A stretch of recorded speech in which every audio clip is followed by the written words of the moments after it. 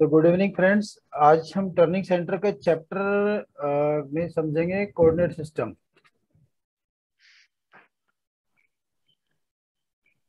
Coordinate geometry क्या होती है, कहाँ उपयोग में लाई जाती है। Coordinate system in CNC. CNC के अंदर कोऑर्डिनेट सिस्टम क्या वर्क करता है और कैसे इसको डिफाइन किया जाता है, इसके बारे में थोड़ा समझते हैं।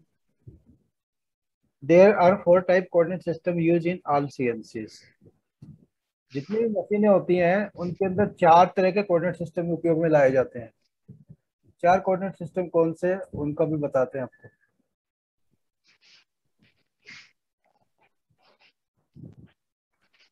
कोऑर्डिनेट सिस्टम इसको डिवाइड किया गया है पहले 2 भाग में। सबसे पहले आता है Cartesian coordinate system. Cartesian coordinate system को भी 2 भाग में डिवाइड किया गया है, कार्टेशियन एब्सोल्यूट और कार्टेशियन इंक्रीमेंटल। फिर उसके बाद इसका जो दूसरा भाग है उसको बोलते हैं पोलर कोऑर्डिनेट सिस्टम। पोलर में भी 2 भाग है, पोलर एब्सोल्यूट और पोलर इंक्रीमेंटल। तो वर्ल्ड में जितने भी मशीन है, कुछ भी है, सारी दुनिया में कोऑर्डिनेट सिस्टम यही चलते हैं 4, इसके अलावा कुछ नहीं है। इन चारों कोऑर्डिनेट सिस्टम को समझना बहुत इंपॉर्टेंट होता है। अगर ये समझ में आ गए तो सारा काम इजी में हो सकता है। अभी हम आगे चलते हैं। अगर किसी को कोई आवाज नहीं आए तो मेरे को बोल सकता है। Sure sir. ओके। तो कोऑर्डिनेट सिस्टम के बारे में बता रहे थे हम। कोऑर्डिनेट सिस्टम 4 भागों में बांटा हुआ है। सबसे पहले आता है आपका कोऑर्डिनेट सिस्टम। इसको डिवाइड किया गया 2 भाग में, 2 में से फिर इनको 2-2 भाग और बांटे गए हैं, तो टोटल 4 कोऑर्डिनेट सिस्टम हो गए। जो कार्टेशियन कोऑर्डिनेट सिस्टम होता है ये ज्यादातर हमारा एब्सोल्यूट प्रोग्रामिंग में यूज होता है, और जो पोलर कोऑर्डिनेट सिस्टम होता है ये हमारा पोलर बोलते हैं। पोलर का मतलब होता है पोल और रे। पोलर एक पोल है, उसके एक पोल को सेंटर में मान के उससे सारी डायमेंशन दी जाती हैं, उसको पोलर बोलते हैं। और कार्टेशियन का नाम है, कार्टेशियन एक जो फ्रांस का एक फिलोसफर था रेने डिस्कार्ट, उसके नाम से इसका नाम पड़ा कार्टेशियन, जिन्होंने कोऑर्डिनेट सिस्टम को इजाद किया था। इसको हम आयताकार कोऑर्डिनेट सिस्टम भी बोलते हैं, रेक्टेंगुलर कोऑर्डिनेट सिस्टम। कार्टेशियन जो अंग्रेजी में बोलते हैं, और इसका जो डिफाइन किया हुआ नाम है क्या बोलते हैं उसको, रेक्टेंगुलर कोऑर्डिनेट सिस्टम। तो ये रेक्टेंगुलर कोऑर्डिनेट सिस्टम कार्टेशियन को बोलते हैं, पोलर को बोलते हैं एक पोल और उसके इर्द गिर्द जो डायमेंशन होंगी उसको पोलर बोलते हैं। अब थोड़ा सा हम समझते हैं इसमें क्या डिफरेंस होता है। डिफरेंस बिटवीन कार्टेशियन पोलर, पहले इन दो के बीच में डिफरेंस समझते हैं क्या होता है। कार्टेशियन कोऑर्डिनेट सिस्टम आपका होता है कि किसी भी एक पॉइंट से आपका सारे पॉइंट कैलकुलेट करना, उसको बोलते हैं कार्टेशियन कोऑर्डिनेट सिस्टम। इसको आयताकार बोलते हैं, जहां पे आपके आयत के हिसाब से जितने भी आपके रेक्टेंगुलर जितने कोऑर्डिनेट सिस्टम होंगे वो ऐसे डिफाइन होते हैं। और इसी का दूसरा पार्ट है पोलर कोऑर्डिनेट सिस्टम। पोलर क्या है आपका, एक सेंटर लाइन के ऊपर एक पोल होगा, उससे एक डिस्टेंस होगा और एक एंगल होगा। डिस्टेंस इस सेंटर पॉइंट से होगा और इसी सेंटर पॉइंट से आपका एंगल होगा, तो इसलिए इसको बोलते हैं पोलर कोऑर्डिनेट सिस्टम। तो ये 2 कोऑर्डिनेट सिस्टम को डिवाइड किया गया, फिर आगे 2 और भाग किए गए हैं, एब्सोल्यूट और इंक्रीमेंटल। एब्सोल्यूट और इंक्रीमेंटल क्या होता है पहले वो बता देता हूँ। एब्सोल्यूट इंक्रीमेंटल आपको इसी में समझा देता हूँ थोड़ा सा, सेकंड।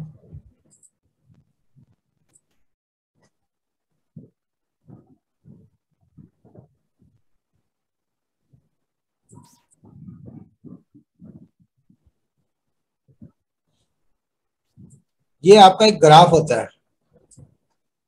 इस ग्राफ के ऊपर ये लाइनें लगी होती हैं ऐसे छोटी छोटी करके, ये लाइन लगी होती है ऐसे ऐसे करके लाइन लगा रखी है। इनको हमने पार्टीशन कर दिया, इसके हिस्सों में बांट दिया। ऐसे दूसरी डायरेक्शन में लाइन लगी होंगी, ठीक है। तो क्या होता है, ये ग्राफ के द्वारा अच्छी तरह समझ में आएगा। इसको लाइन को हमने डिवाइड कर दिया इक्वल डिस्टेंस पे, और इसको भी इक्वल डिस्टेंस पे हमने डिवाइड कर दिया।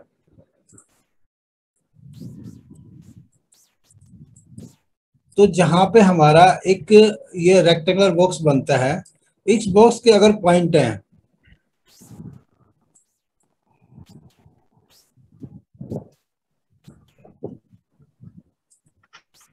ये बॉक्स बन गए हमारे, इसको सारे को जो बोलते हैं,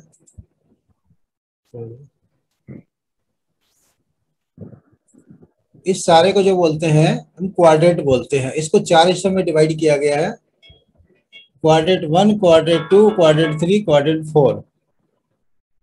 तो जो पहला क्वाड्रेंट आता है आपका,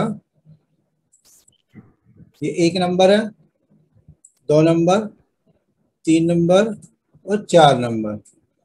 क्वाड्रेंट का मतलब इसको चार हिस्सों में डिवाइड कर दिया, 1 नंबर, 2 नंबर, 3 नंबर और 4 नंबर। इससे पहले इसको समझने के लिए क्या करना पड़ेगा आपको, रियल नंबर समझने पड़ेंगे। रियल नंबर क्या होता है, एक आपकी स्ट्रेट लाइन होती है और एक सेंटर, इस सेंटर से इसमें जो डिवाइड होंगे इसको रियल नंबर बोलते हैं।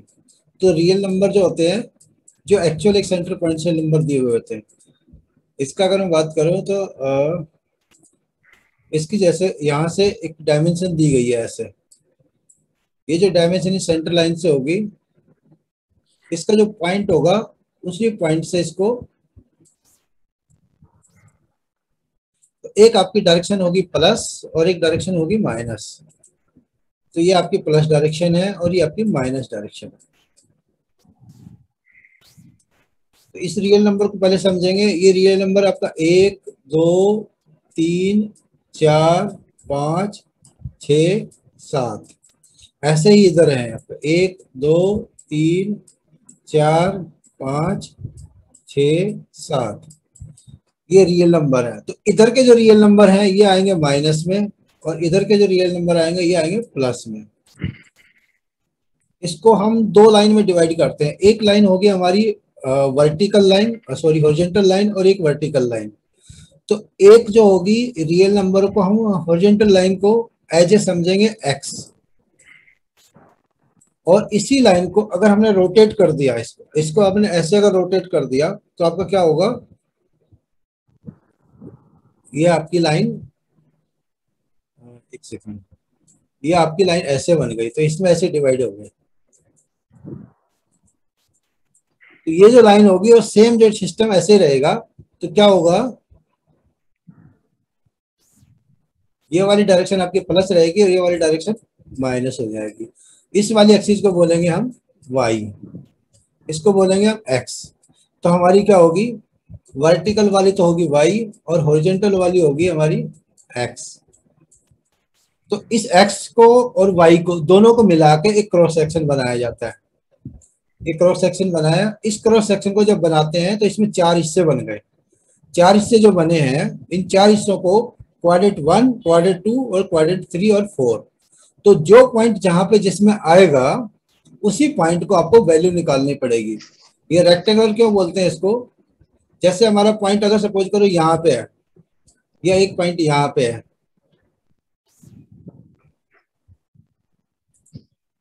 तो एक पॉइंट यहाँ है, एक पॉइंट यहाँ है, तो क्या होगा, इस पॉइंट की वैल्यू अगर हमें डिफाइन करनी है तो कैसे पता लगेगा, इस पॉइंट की वैल्यू हमें डिफाइन करनी है अगर इस रियल नंबर लाइन को हम हॉरिजॉन्टल और वर्टिकल को जोड़ के, और ये क्वाड्रेंट बना है, इस क्वाड्रेंट को हमने 4 नंबर के अंदर आ रहा है, तो ये वाली डायरेक्शन हमारी कौन सी होगी, एक्स प्लस होगी, और नीचे वाली जो डायरेक्शन होगी ये वाई माइनस होगी। ऐसे ही होगी एक्स माइनस, और ये होगी वाई प्लस। तो अभी हमारा जो पॉइंट लाई कर रहा है यहाँ पे, इस पॉइंट की वैल्यू ऐसे डायरेक्शन में हम यहाँ से काउंट करेंगे कि कितने नंबर पे है ये जाके। सपोज करो यहाँ पे नंबर हमारा 6 नंबर है, ठीक है, तो इसको हम लिखेंगे, पहले इस वाली वैल्यू को लिखेंगे x6, और सेकंड वाली वैल्यू ये ऐसे आएगी इस डायरेक्शन में। इस डायरेक्शन में हमारी वैल्यू कैसे डिफाइन होगी, यहाँ से इसको काउंट करेंगे ऐसे, और ये जो पॉइंट है ये लाइन हमारी यहाँ क्रॉस कर रही है, सॉरी यहाँ पे जैसे मान लो ये इंटरसेक्शन है और यहाँ पे हमारी सेक्शन लाइन आ रही है, तो यहाँ से मान लो 1, 2, 3, 4, 5, 5 नंबर पे आ रही है, तो वाई हो जाएगा हमारा -5। तो ये जो कोऑर्डिनेट सिस्टम है इसको हम बोलते हैं rectangular coordinate system. Rectangular coordinate system और रेक्टेंगुलर कोऑर्डिनेट सिस्टम और कार्टेशियन कोऑर्डिनेट सिस्टम एक ही होता है। तो ये जो हमारी समझने की बात थी, अभी इसको हम कोऑर्डिनेट को चार हिस्सों में बांटा, तो चार हिस्सों में ये हमारा 1, 2, 3 और 4। तो जो कोऑर्डिनेट किस में लाई कर रहा है वो हमें डिफाइन करना पड़ेगा, हर एक मशीन में अलग अलग तरीके से चलता है।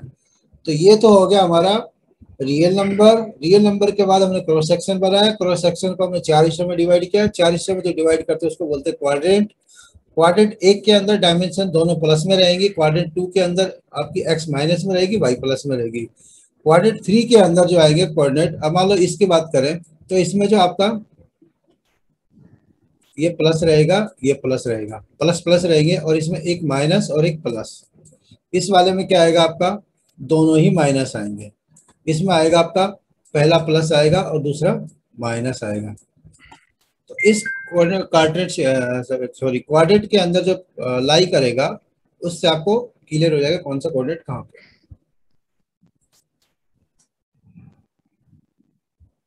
सो नाउ अभी क्लियर। अभी मैं दोबारा पीपीटी पे चलते हैं।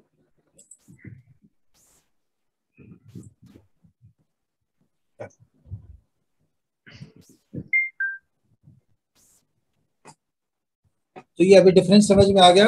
अभी हम आगे चलते हैं। ये एक एग्जांपल हमने लिया है आपको समझाने के लिए कि कोऑर्डिनेट को पॉइंट कैसे कैलकुलेट कैसे करेंगे। इस कोऑर्डिनेट सिस्टम को समझा हमने अभी, तो इसको कैलकुलेट कैसे करेंगे। ये टर्निंग का हो, मशीनिंग का कोई भी कोऑर्डिनेट हो, वो सब इजी वे में क्लियर में कैलकुलेट कर सकते हैं।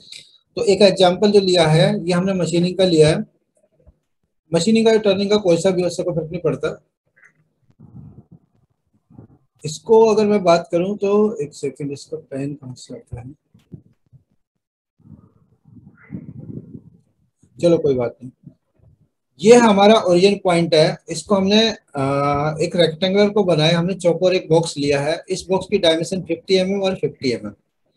तो अभी 50-50 करके हम चार जो कोऑर्डिनेट सिस्टम अभी बताए हैं, अभी कार्टेशियन एब्सोल्यूट और कार्टेशियन इंक्रीमेंटल, पहले उसको समझते हैं। इंक्रीमेंटल क्या होता है, एब्सोल्यूट क्या होता है। तो इंक्रीमेंटल एब्सोल्यूट और आपको समझा देता हूँ तो आपको इजी वे में समझ में आएगा। इसको मैं करता हूँ क्लियर और नई ड्राइंग बनाते हैं।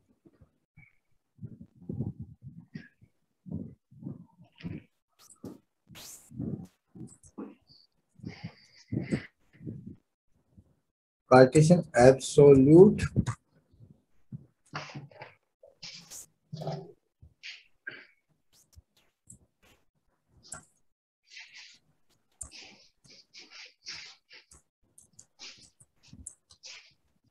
पहले तो आपको एब्सोल्यूट और इंक्रीमेंटल समझ लिया, कार्टेशियन मैंने समझा दिया। एब्सोल्यूट डायमेंशन क्या होती है आपकी, ये आपका एक बॉक्स है। इस बॉक्स के ऊपर हमने कोई एक ओरिजिन पॉइंट बनाया।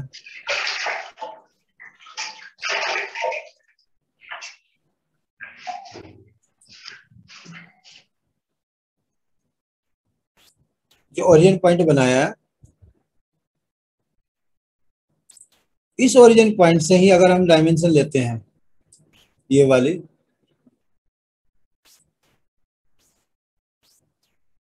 ये वाली,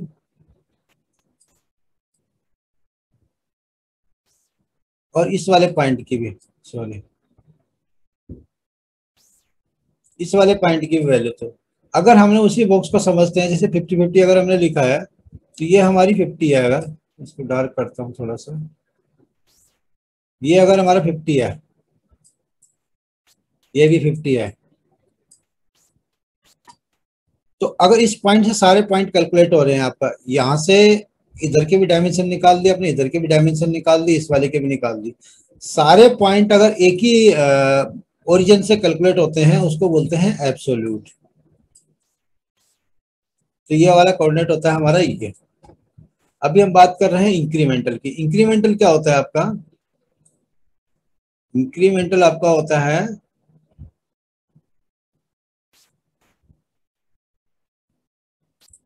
ये आपकी एक लाइन लगा दी, इस लाइन के ऊपर हमारा एक पॉइंट ये है, एक पॉइंट ये है, एक पॉइंट ये है, एक पॉइंट ये है, एक पॉइंट ये है। ये मल्टीपल पॉइंट्स हैं, स्टेप हो सकते हैं, कुछ भी हो सकते हैं। जैसे मैं अगर बात करूं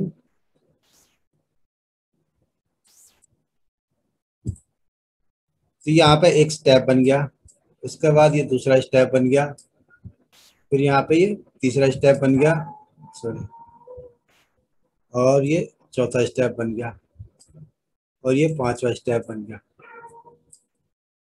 तो अगर हमें ड्राइंग के अंदर इनकी डायमेंशन दिखानी है या हमारी बनानी है, तो कैसे बनेंगी? तो इसकी जो डिस्टेंस आएगा, तरीका क्या है? एक डायमेंशन का तरीका ये है, यहाँ से यहाँ की दूरी, यहाँ से यहाँ की दूरी,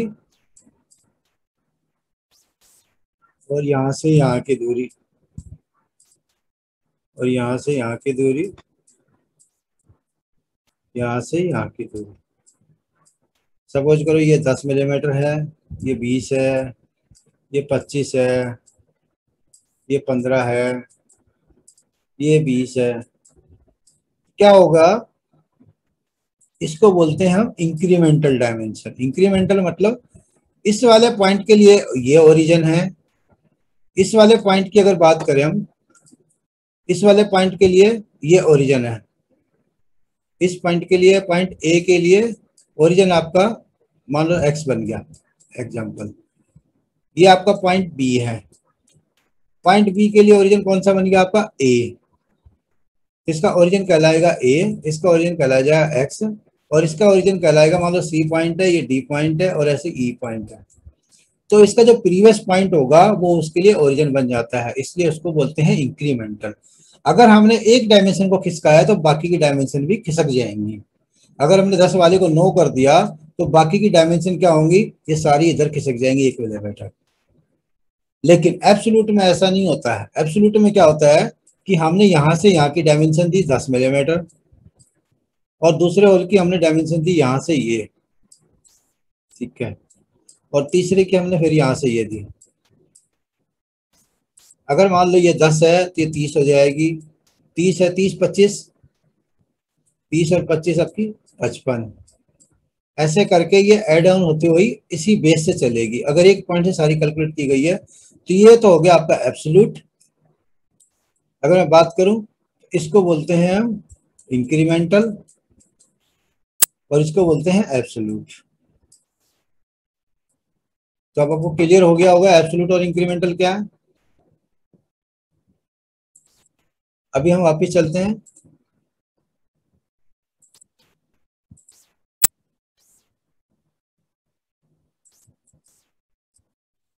ओके, अब इस एग्जांपल को समझते हैं। इसके अगर पॉइंट हमें डालने हैं, कार्टेशियन एब्सोल्यूट और कार्टेशियन इंक्रीमेंटल में, तो पॉइंट कैसे होंगे?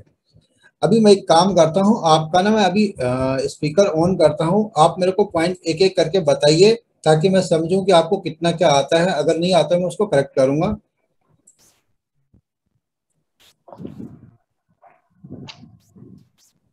अब अनम्यूट करिए अपने आप में, एक एक करके बताइए। पहले अखिल, अखिल जी आप बताइए, आपको ये पॉइंट कुछ आते हैं समझ में? Yes, Chief. हाँ जी, Can I tell the points? एक सेकंड एक सेकंड एक सेकंड, मैं लीड लगाता हूँ। आवाज आपकी कम आती है कि फैन चल रहा है ना।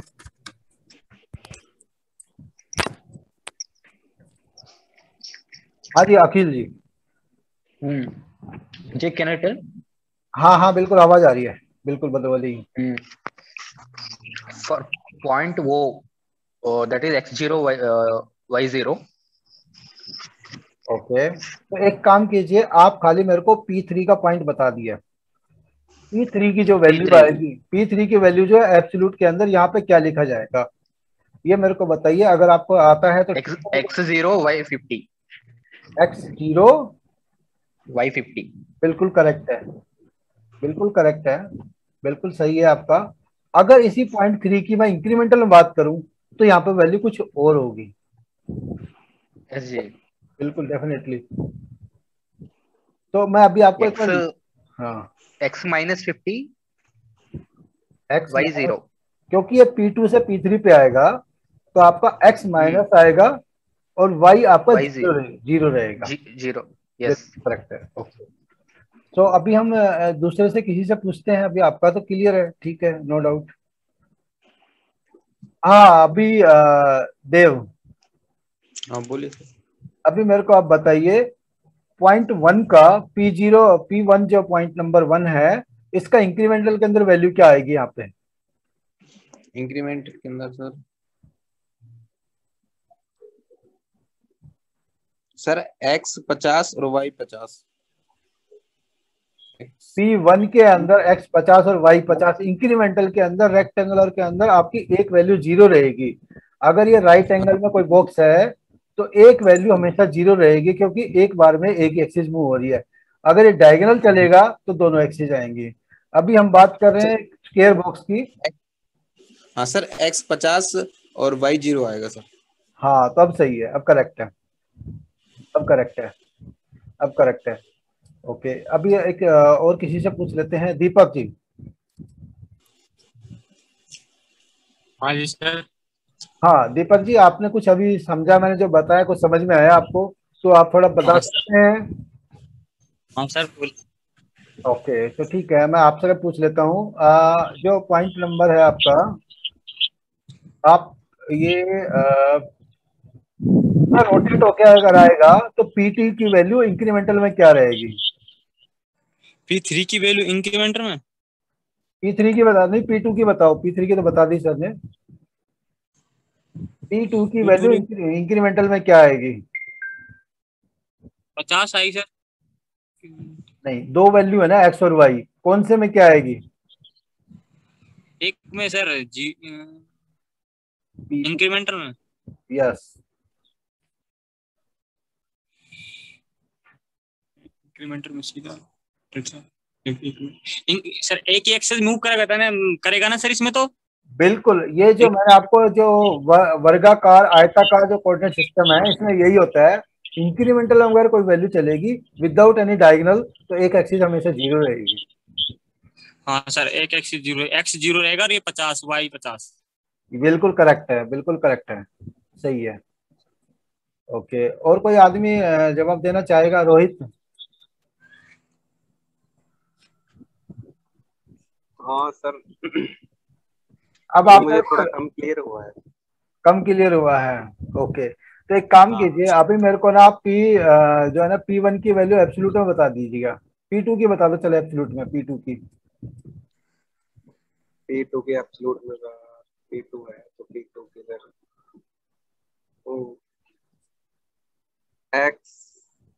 x अपना 0, नहीं x इधर माइनस में चला जाएगा ना।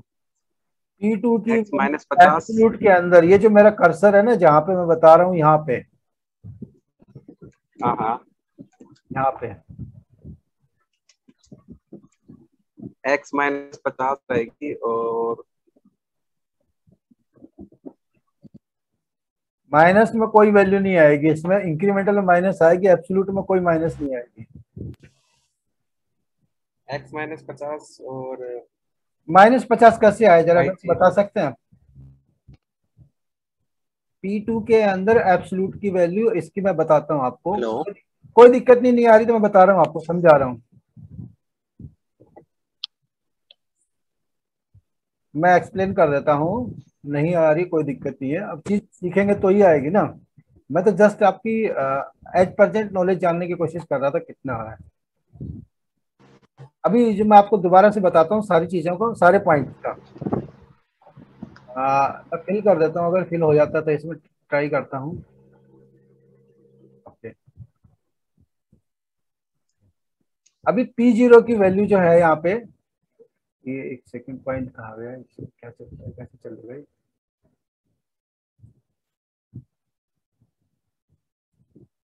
ये जीरो रहेगा, ये भी जीरो रहेगा, मोटा ज्यादा हो गया है तो, और y भी जीरो रहेगा, क्योंकि ये जो है ना पॉइंट जीरो है, हमारा चलने का पॉइंट यही है, तो यहाँ से जीरो रहेगा। अब हम चलते हैं यहाँ पे, तो इसमें हमारी एक एक्सिस मूव की है, तो इसमें आएगी हमारी 50 और y हमेशा रहेगा जीरो, क्योंकि ये इस डायरेक्शन में मूव नहीं किया है, ओनली इस डायरेक्शन में मूव किया है, ऐसे। ठीक है, इधर ना इधर कहीं भी मूव नहीं किया है, तो P1 की वैल्यू रहेगी x 50 और y 0। ऐसे ही हम P2 की वैल्यू की अगर बात करेंगे, तो P2 की वैल्यू x जहां पे है, x तो एज इट इज रहेगा, और देन वाई और मूव कर रहा है यहाँ से, इस बेस से वाई मूव किया है ऊपर, तो कितना हो गया 50। एक्स ये रहेगा 50 और वाई रहेगा 50, दोनों प्लस की वैल्यू रहेंगी। ओके, अब P2 से P3 पे अगर जाते हैं तो P3 की वैल्यू हमारा कहाँ है, यहाँ है। P3 में अगर बात करें तो इसका पॉइंट जस्ट P0 के ऊपर है, तो P0 की वैल्यू कितनी है, x की 0, x की वैल्यू हो जाएगी हमारी 0 और y की वैल्यू रहेगी कितनी, जो हमारी P2 की वैल्यू है, क्योंकि सेम दोनों हाइट पे हैं। इस वाले का पॉइंट जो है यहाँ से 50 मिलीमीटर, इसका भी वैल्यू 50 मिलीमीटर, तो इसकी आएगी 50 मिलीमीटर। ठीक है, और अगेन P0 पे जाएंगे तो इसकी भी वैल्यू 0 हो जाएगी और इसकी वैल्यू 0 हो जाएगी। ये तो था एब्सोल्यूट का। अभी मैं आपको इंक्रीमेंटल का बताता हूँ। इंक्रीमेंटल में क्या होता है आपका,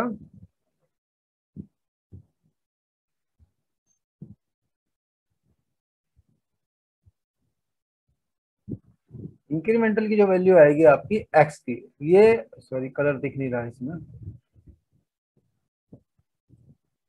ये रहेगा 0 0, इसकी भी वैल्यू 0 रहेगी क्योंकि यहीं से चालू हो रहा है फर्स्ट पॉइंट। तो अभी हम चलते हैं P1 पे। P1 की वैल्यू ये जो है ये सेम रहेगी डिट्टो एज इट इज, क्योंकि एब्सोल्यूट और इंक्रीमेंटल और सबके स्टार्ट पॉइंट तो यही है, तो ये रहेगी 0। अभी आती है मेन चीज चेंज होने वाली। अभी इस पॉइंट से हमें ऊपर जाना है P2 पे, तो P2 पे अगर जाएंगे तो कौन सी एक्सिस मूव कर रही है, ये एक्सिस मूव कर रही है, और ये वाली एक्सिस मूव नहीं कर रही है एक्स की, तो एक्स हो जाएगा हमारा 0 और वाई हो जाएगा 50। ठीक है, और अब P2 से अगर P3 पे जा रहे हैं तो हमारी ये वाली डायरेक्शन मूव कर रही है। ये वाली डायरेक्शन कौन सी जाएगी, अगर मैं यहाँ ग्राफ बनाता हूँ तो ये वाली डायरेक्शन कौन सी है, ये y माइनस है, सॉरी x माइनस है, और y हमारा 0 है। ये वाली जो मूवमेंट होगी इसमें x माइनस मूवमेंट होगा, y में कोई मूवमेंट नहीं है, तो यहाँ पे आएगा x माइनस 50 और देन y 0। अभी हमारा P3 से P4 पे जब जाएंगे तो ये नीचे डाउनवर्ड में आ रहा है। डाउनवर्ड में अगर इस ग्राफ को ऐसे देखेंगे, अगर मैं ग्राफ को बनाता हूँ यहीं पे, तो ये वाली वैल्यू हमारी इस पॉइंट से नीचे आ रही है। नीचे जो वैल्यू आएगी ये आएगी y माइनस कितनी आएगी 50 mm, तो ये x तो हो जाएगा 0 क्योंकि x में कोई मूवमेंट नहीं है, और y हो जाएगा माइनस 50। तो जस्ट एक एग्जांपल था आपको समझने के लिए x y कहाँ कहाँ से 0 है, तो जस्ट एक एग्जांपल समझ में आएगा। आई थिंक मेरे को लग रहा है कि आपको काफी हद तक क्लियर हुआ होगा।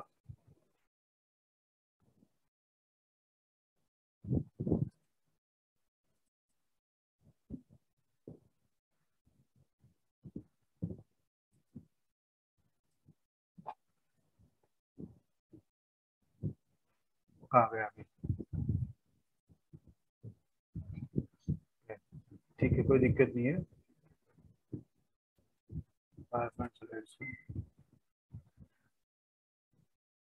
तो अभी हम इतना ही समझते हैं, पोलर को कल समझाएंगे, अदरवाइज हमारे लिए कंफ्यूज हो जाएगा। अभी हम पहले एक डायमेंशन को क्लियर करते हैं। नरेश जी, अब आपका कोई सवाल है तो पूछिए अभी। हाँ सर क्लियर है, एब्सोल्यूट और इंक्रीमेंटल क्लियर है। बस थोड़ा सा इसमें एक मेरा क्वेश्चन ये है, ये सर ये हम लोग जो प्रोग्राम बनाते हैं वो इंक्रीमेंटल में इसकी वजह से बनाते हैं कि इजी टू एक्सेस रहता है प्रोग्राम में करेक्शन के लिए। नहीं नहीं नहीं, एक्चुअली क्या होता है, इंक्रीमेंटल का एक तो टर्निंग में ज्यादा यूज होता है, ठीक है। अच्छा। दूसरा मशीनिंग में अगर कोई सब प्रोग्राम बनाते हैं ना तो ज्यादा यूज होता है आपको, या मल्टीपल आपको कोऑर्डिनेट अगर होल है ना, मल्टीपल रिपीट जहाँ पे चीज है वहां पे यूज करते हैं इसको। मल्टीपल्स का मीनिंग क्या है कि अगर सपोज करो आपके अभी जैसे मैंने आपको इंक्रीमेंटल की एक लाइन दिखाई थी जो आपकी जिसको रियल नंबर बोलते हैं, उसके अंदर अगर एक सीक्वेंस में एक ही लाइन के अंदर 10 होल है तो उसको क्या करोगे आप, सब प्रोग्राम जब सब प्रोग्राम चलाएंगे या फिर कैंट साइकिल जब चलाते हैं ना, उस दौरान एक एक्सिस अगर वाई है, वाई 91 लिख के और वाई कितना शिफ्ट हो रहा है और नंबर ऑफ रिपीट कितने हो, तो उतने हॉल पे आपके कोऑर्डिनेट पे ड्रिल हो जाएगा एक बार में, तो आपको सबके लिए कोऑर्डिनेट लिखने की जरूरत नहीं है, तो वहां पे यूज होता है इंक्रीमेंटल।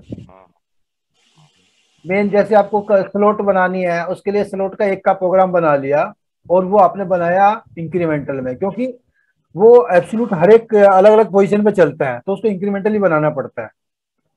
बेसिक ज्यादातर उपयोग इसका सब प्रोग्राम में होता है या मल्टीपल रिपीट के लिए काम होता है। मेन प्रोग्राम में इसको बहुत कम यूज करते हैं। मेन प्रोग्राम में कोऑर्डिनेट उसके लिए यूज होता है खाली कैंट साइकिल में। Hello sir. हाँ हाँ अखिलेश, पूछिए अखिल जी। जी अभी आप सीएनसी में क्या कौन सा कंट्रोलर में कर रहे जी, फोनिक और सीमेंस सिनमेरिक? देखो सर ऐसा है ना, मेरा है बेसिक, मैं जो बता रहा हूँ बेसिक है, ये कोई से कंट्रोल पे भी अप्लाई करो, मेरा ऐसा बाउंडेशन नहीं है। लेकिन मैं ज्यादातर जो काम सिखा रहा हूँ वो फानुक के लिए बता रहा हूँ, क्योंकि मार्केट के अंदर 80% फानुक ही है। बट सीमेंस में अभी मैं जो पढ़ा रहा हूँ basic, machine to machine change हो जाए उससे कोई फर्क नहीं पड़ता, बट आदमी जो सीखेगा ना वो बेसिक समझेगा। अभी आपको अगर साइकिल चलानी आती है ना, तो साइकिल कोई सी भी हो, हीरो की हो, एटलस की हो, रेंजर हो, कोई सी हो, साइकिल चला लोगे। ऐसे अगर आपको कार चलानी आती है ना, चाहे वो हुंडई की हो, चाहे मारुति की हो, चाहे कोई सी भी हो, तो उसमें ज्यादा चेंज नहीं होते। उसमें आपका पेरी फेरी में जो लुकिंग होता है ना वो चेंज होता है, मतलब फंक्शन एक ही होता है, काम करने का तरीका एक ही है। एक्चुअली क्या है कि अब आपको एक एक्सप्लेन कर दूं, इस प्रोग्रामिंग के अंदर एक प्रोग्राम जो है ना हम जो सीएनसी के अंदर डालते हैं वो जस्ट एक आउटपुट है। आउटपुट किसका? जो हमें मशीन से काम करवाना है। लेकिन इनपुट इतनी सारी होती है, सारी जगह से इनपुट लेके मशीन को हमें बताना होता है कि मशीन को आपको काम क्या करना है। तो वो जो इन्फॉर्मेशन है वो इन्फॉर्मेशन सभी मशीनों के लिए इक्वल होती है, बट उसमें इनपुट का तरीका अलग अलग हो सकता है। समझ गए आप मेरी बात? Okay sir. हाँ, तो एक्चुअली क्या है कि फानुक और सीमेंस कोई ज्यादा डिफरेंस नहीं रखता। हाँ, कुछ कोड होते हैं उसमें, बट वो कुछ ज्यादा मायने नहीं रखता। फंक्शन अगर पता है तो कोड भी ढूंढ दिया जा सकता है।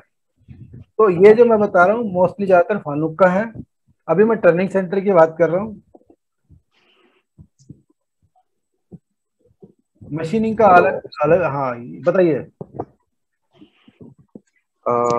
सर आपने जो इंक्रीमेंटल और एब्सोल्यूट कार्टेशियन, एब्सोल्यूट और इंक्रीमेंटल बताया था अभी, तो सर इसका अगर मतलब अपन प्रैक्टिकली यूज करेंगे तो सर ये सही है कि अपन एब्सोल्यूट को सीएनसी में यूज करेंगे और इंक्रीमेंटल को रोबोट्स में, क्योंकि उसमें पॉइंट्स चेंज होते हैं। देखो रिक्वायरमेंट के ऊपर है। अभी मैंने यूजेज बताया कि एक्चुअली क्या है कि इंक्रीमेंटल होता है आपका, इंक्रीमेंटल बेस है आपका। अगर आपने पूरा बेस खिसका दिया ना तो सारा इंक्रीमेंटल खिसक जाता है, लेकिन एब्सोल्यूट में ऐसा नहीं है। एब्सोल्यूट में आपका एक ओरिजिन से सारे पॉइंट कैलकुलेट होते हैं, उसमें डिफरेंस यही है। अभी रोबोट में प्रोग्रामिंग दोनों तरह की होती है। उसमें आप उसमें पॉइंट टीच वाले भी होते हैं, लेकिन वो एब्सोल्यूट से होते हैं जब चलते हैं ना सारी चीजें। तो वो डिपेंड करता है कि आपको कैसे यूज करना है। वो अलग अलग एप्लीकेशन के लिए अलग यूज करते हैं, उसके बारे में ज्यादा कुछ कह नहीं सकता, क्योंकि रोबोट का अपना अलग तरीका है। उसमें अलग अलग सॉफ्टवेयर की प्रोग्रामिंग होती है। उसमें टीच एंड क्या बोलते हैं, रीड वाली होती है, टीचिंग करनी होती है। टीचिंग करनी होती है, वो टीचिंग वाली प्रोग्रामिंग होती है। तो वो आप उसमें उसमें भी एब्सोल्यूट ही होता होगा फिर, क्योंकि जीरो से ही अपन टीच करेंगे फिर। मेनली जो भी शुरू होगा मैं जो बताया ना आपको, जो वर्ल्ड वाइड सारी दुनिया के अंदर जो कोई भी सिस्टम हो, कोई भी कुछ हो, ये 4 कोऑर्डिनेट सिस्टम के अलावा कोई कोऑर्डिनेट सिस्टम नहीं है। ऑटो कैड आप रन करोगे ना, ऑटो कैड अंदर पोलर भी चलता है, एब्सोल्यूट भी चलता है, ज्यादातर आप पोलर चलता है उसमें। आप ऑटो कैड मैं एक चीज और क्लियर करना चाह रहा था। एब्सोल्यूट का एग्जांपल तो हो गया अपना, जैसे सीएनसी में कोई अपने रेफरेंस किया तो वो 0 से चला गया, ठीक है, 0 से 1 2 3 अपनी वैल्यू चलेगी। तो इंक्रीमेंटल का वो एग्जांपल किस तरह से होगा फिर? इंक्रीमेंटल का मैं एक सेकंड मतलब अगर बता देता हूँ, एक सेकंड बता देता हूँ। इंक्रीमेंटल का बता देता हूँ आपको। अभी मेरे पास 2 मिनट का समय है, ज्यादा समय नहीं, मैं इतना ही बता पाऊंगा क्योंकि फिर बंद हो जाएगा ये। Okay sir. इंक्रीमेंटल बेसिक क्या होती है? अगर आपको ये स्लॉट बनानी है, ये स्लॉट बनानी है, ठीक है, आपका ओरिजिन यहाँ पे है, ठीक है, तो उस केस में क्या करेंगे आप? स्लॉट का प्रोग्राम इस होल से और इस होल के लिए एक एंडमिल को यहाँ से ऐसे मूव करेंगे, ठीक है, ऐसे मूव करेंगे तो उसका क्या करोगे? इसका एक ओरिजिन पॉइंट यहाँ से, ओरिजिन इसको एक बार रीड कराएंगे इस स्लॉट के लिए, और ये जो पार्ट की प्रोग्राम बनेगा ये सारा इंक्रीमेंटल में बनेगा, क्योंकि ये स्लॉट आपकी यहाँ भी बनानी है। और यहाँ भी बनानी है। तो ये जो प्रोग्राम बनाओगे ये आप इंक्रीमेंटल में बनाओगे। एब्सोल्यूट एक बार रीड करा लोगे यहाँ से कि पॉकेट 1 आपकी ये कटेगी, पॉकेट 2 यहाँ से कटेगी, पॉकेट 3 ये कटेगी। तो ये जो पॉकेट का प्रोग्राम बनेगा ये इंक्रीमेंटल में बनेगा।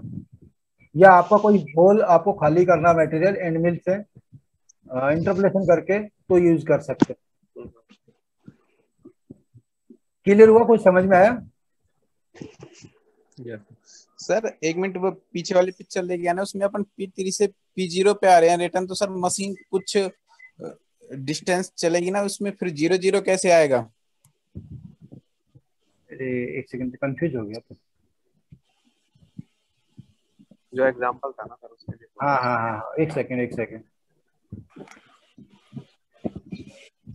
स्क्रीन दिख रही है आपको? नहीं सर, नहीं दिख रही, एक सेकंड। क्या कई स्क्रीन खोल लेते तो कंफ्यूज हो जाता, चलो कौन सी स्क्रीन पे क्या है।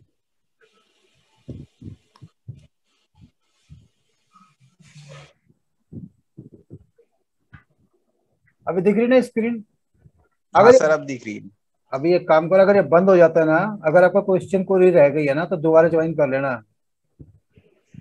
ठीक है सर। ठीक है ना? क्योंकि सर स्टार्टिंग पॉइंट, हाँ सर स्टार्टिंग पॉइंट 0 0 मान सकते हैं, लेकिन लास्ट पॉइंट अपन 0 0 कैसे मानेंगे? मशीन कुछ चलेगी ना उसमें तो? नहीं चलेगी। नहीं, अरे चल के ऊपर से आ रही ना, ऊपर से चल के आ रही नीचे, P3 से P0 की तरफ आ रही है ये। P0 ना होकर कुछ और भी हो सकता था ये। भाई लूप को तो क्लोज करना पड़ेगा ना। आप पूछ के यहाँ अगर कोई मशीन कट कर रहे हो तो आप इसको ओपन नहीं छोड़ सकते।